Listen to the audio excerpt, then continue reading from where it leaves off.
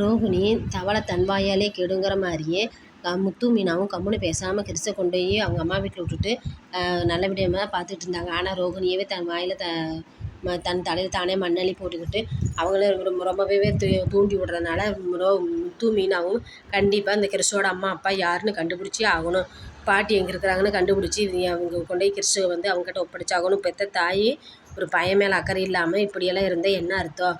ஏன் இந்த பார்லாரமாவுக்கு ஏன் இவங்க இப்படி வந்து பேசுகிறாங்க எடுக்கிறாங்க? அதனால் இதில் ஏதோ ஒரு உண்மை இருக்குது, நம்ம கண்டுபிடிச்சி ஆகணும்னு சொல்லிட்டு முத்து மீனாவும் பேசிகிட்டு இருக்காங்க.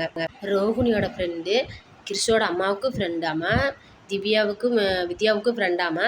எப்படி இவங்க ஒரு ஆளாக இருக்க முடியும்? இதில் என்னமோ மர்மம் இருக்குது மீனா, நம்ம இதை கண்டுபிடிச்சே ஆகணும். இப்போ நம்ம கொண்டு போய் கிறிஷை வந்து ஸ்கூல்லேயே விட வேண்டாம், இங்கேயே இருக்கட்டும். நாளைக்கு வந்து அவங்க மகேஸ்வரி கொண்டு வந்து விட சொன்னாங்களா, நம்ம விட வேண்டாம். ஏன்னா இங்கேருந்து வேறு பக்கம் இடத்த மாற்றிட்டாங்கனாலும் பிரச்சனை.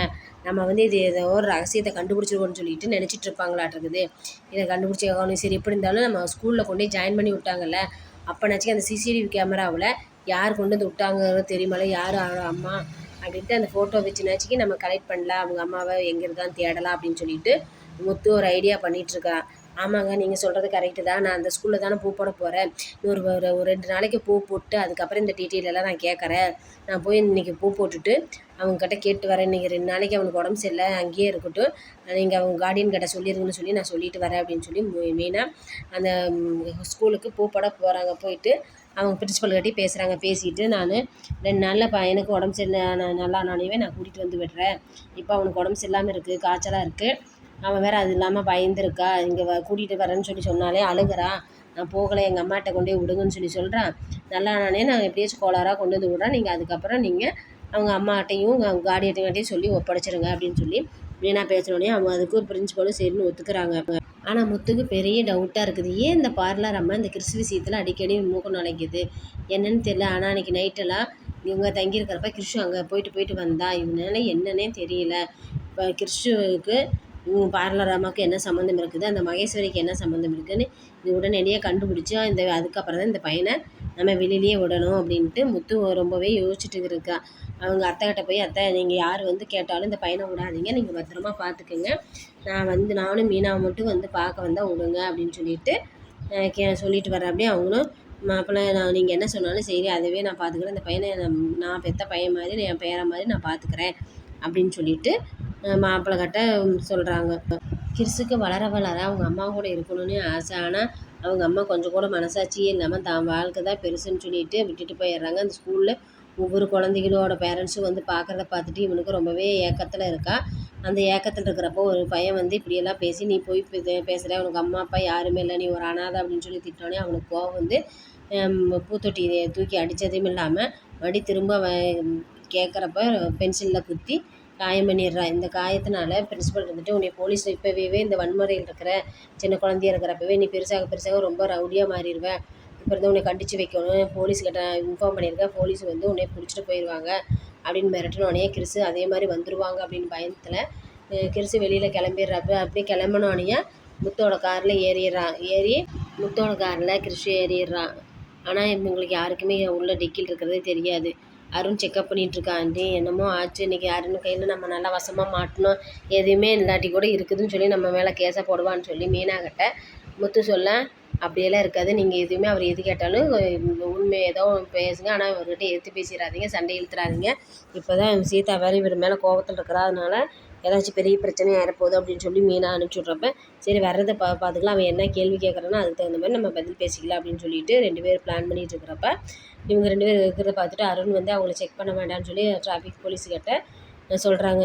ஏன் என்னடா இவன் இப்படி மாறிட்டானே அப்படின்ட்டு, இந்த என்னமோ வில்லங்கம் இருக்குதுன்னு முத்து சொல்ல, கம்முன்னு இருங்க, அவர் திருந்தினாலும் உங்களுக்கு பிடிக்காது, ஆனால் அவன் திருந்துற மாதிரி நடிக்கிறான், இருந்தாலும் சரி நம்ம போகலாம், போய் நம்மளோட நேர்மையை காட்டிடலாம், நீ எதாக இருந்தாலும் செக் பண்ணிவிட்டு என்னை விடுன்னு சொல்லலாம் அப்படின்னு சொன்னோன்னே, வேண்டாங்க அவங்கள்ட்ட மீண்டும் போய் வம்பிழுக்க வேண்டாம் அப்படின்னு சொல்லி மீனா சொன்னோன்னே சரி கிளம்பலாம் அப்படின்னு போகிறாங்க. ஆனால் அவங்க எல்லாம் வெளியில் கிளம்புனோடனே சரி அப்படியே போய் அம்மா வீட்டில் பூ இருக்குது எடுத்துகிட்டு போகலான்னு சொல்லி மீனா கூட்டிகிட்டு போக, போய் எடுத்து டிக்கியில் போடுறப்ப தான் கிறிஷ் உள்ளே படுத்து கிடக்கிறத பார்த்துட்டு, ஐயோ என்னாச்சுன்னு தெரியலன்னா ஹாஸ்பிட்டலுக்கு எடுத்துகிட்டு போய் பார்க்குறப்ப அவர் ரொம்பவே மயக்க நிலைமையில் இருக்கா, இன்னும் கொஞ்சம் லேட்டாக இருந்தால் கிறிஷோட உயிருக்கே ஆபத்தாக இருந்திருக்கும் அப்படின்னு சொல்லி டாக்டர் சொல்ல, சரி பயந்து இருக்கிறனால நீங்கள் பத்திரமா இப்படி பார்த்துங்க, எனக்கு கொஞ்சம் நேரத்தில் மயக்கம் தெளிஞ்சிரும் அப்படின்னோடனே சரின்னு கூட்டிகிட்டு போய் விசாரிக்கிறப்ப யார் கேட்டாலும் எந்த கேள்விக்கும் பதில் சொல்லாமல் இருக்கிறப்ப யாருமே பேச வேண்டாம், நான் பேசிக்கிறேன்னு சொல்லி முத்து அம்மாக்கிட்ட கோளாறாக கேட்குறப்ப நீ எப்படி வந்த என்ன வந்தேன்னு சொன்னோடனே இப்படி நான் எங்கள் அம்மா கொண்டு போய் போர்டிங் ஸ்கூலில் சேர்த்திட்டாங்க, எனக்கு அங்கே இருக்கவே பிடிக்கல, இப்படியெல்லாம் எனக்கு கிண்டல் பண்ணுறாங்க, எங்கள் அம்மாவை என்னை பார்க்க வரல, அதனால் எனக்கு போலீஸில் பிடிச்சி கொடுத்துருவாங்கன்னு பயத்தில் நான் நீங்கள் ஒடியாந்து, ஆனால் உங்கள் காருன்னு தெரியாது எனக்கு, நான் ஏதோ ஒரு காருன்னு தான் ஏறி படுத்துட்டேன், எப்படியாச்சும் அந்த ஸ்கூல்லேருந்து தப்பிச்சே ஆகணும் அப்படிங்கிறதுனால தான் நான் ஏறிட்டேன் அப்படின்னு சொல்லி சொன்னாலே சரி ஒன்றும் பிரச்சனை இல்லை, நீ இங்கே ஏறு, அங்கே வந்தால் எங்கள் அம்மா உன்னை திட்டிகிட்டே இருப்பாங்க, அதனால் வேண்டாம், நீ ஏன் மனசு ஒடிஞ்சிருக்கிற, அதனால் நீ இங்கேயே அத்தை வீட்லேயே ஏறு, நாங்கள் வந்து ஆண்டியும் நானும் வந்து பார்த்துக்குறோம் அப்படின்னு சொல்லி சொன்னானே கிறிஸு ஓகேன்னு சொல்லிடுறான். சரி இப்படியே இருக்கக்கூடாது, ஸ்கூலில் வேறு தேடிட்டு இருக்காங்கன்னு நம்ம போய் ஸ்கூலில் சொல்லிட்டு வந்துடலான்னு முத்துவும் மீனாவும் ஸ்கூலில் போய் சொல்ல போனானே. சரி சந்தோஷங்க, பரவாயில்ல, உங்கள்கிட்ட இருக்கிறது நல்லது தான், சரி கூட்டிகிட்டு வந்தீங்களான்னு இல்லாமல் பயத்தில் இருக்கிறான், அதனால் டாக்டர் வந்து ரெஸ்ட் எடுக்க சொல்லியிருக்காங்க, இப்போதைக்கு அங்கேயே இருக்கட்டும், நான் வந்து கூட்டிகிட்டு வரேன், அவன் நல்லா நானே கூட்டிகிட்டு வரேன்னு சொல்லி சொன்னானே. சரி அவங்க கார்டியன் வேறு இருக்காங்க, அவங்க கார்டியனை வேணாம் சொல்லிடுறா, அவங்க தேடிட்டு இருக்காங்க அப்படின்னு ஃபோன் பண்ணி சொன்னோன்னே மகேஷ் தான் நான் அங்கே பக்கத்தில் தான் இருக்கிறா வரேன்னு சொல்லி பார்க்க வர்றப்போ முத்து மீனாவை போச்சு, ஐயோ இவங்களா அப்படின்ட்டு.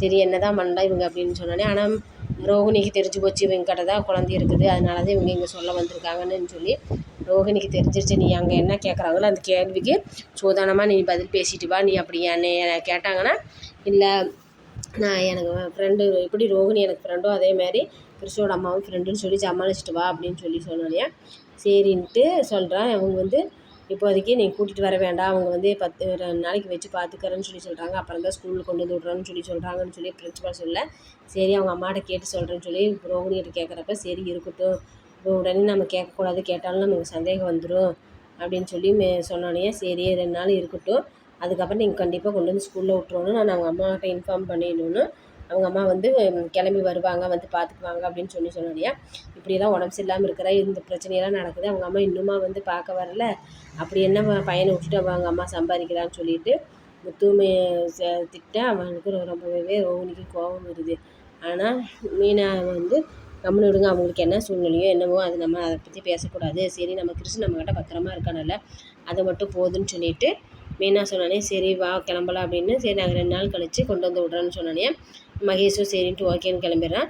ஆனால் பிரின்சிபல் இருந்துட்டு நீங்கள் உங்கள் அட்ரஸ்ஸு ஃபோன் நம்பர் எல்லாம் எழுதி கொடுத்துட்டு போங்க, ஆதார் நம்பர் முதலாவது எழுதி கொடுத்துட்டு போங்க, ஏதாச்சும் தகவலாம் நாங்கள் கூப்பிட்றோன்னு சொல்லி எழுதி வாங்கிட்டு முத்தையும் மீனாவும் அனுப்பிடுறாங்க. மீனாவை நீங்கள் நாளையிலேருந்து எங்களுக்கு ரெகுலராக பூ கொண்டு வந்து போடுங்கன்னு சொல்லி மேனேஜர் சொல்கிறாரு. சரின்ட்டு கிளம்பிடுறாங்க. முத்து எப்படியாச்சும் சிசிடிவி கேமரா மூலம் ரோகிணி தான் கிறிஷோட அம்மாங்கிற தகவலை கண்டுபிடிச்சிட்டா. ரோகிணியை வீட்டில் வச்சுருக்கவே மாட்டாங்க, ஆனால் பொய்க்கு மேலே பொய் பேசுகிறதுனால கண்டிப்பாக இந்த தடவை வீட்டை விட்டு வெளியில் அனுப்பிடுவாங்க அப்படின்னு சொல்லி நீங்கள் விரும்புனீங்கன்னா இந்த சேனலுக்கு லைக் பண்ணுங்கள், சப்ஸ்கிரைப் பண்ணுங்கள்.